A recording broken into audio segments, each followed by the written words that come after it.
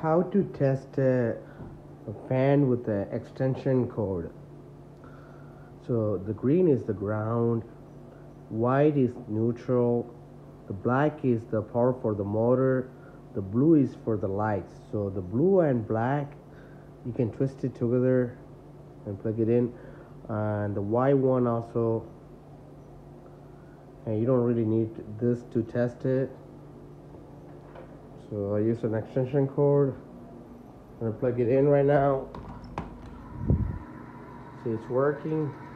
The fan and the